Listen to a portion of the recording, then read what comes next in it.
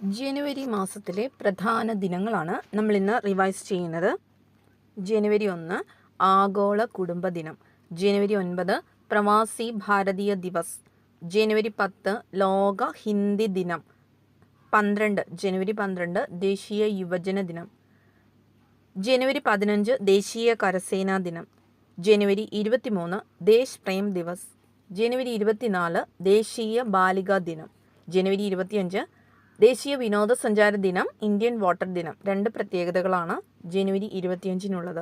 ജനുവരി 26 republic ദിനം, അന്താരാഷ്ട്ര customs ദിനം.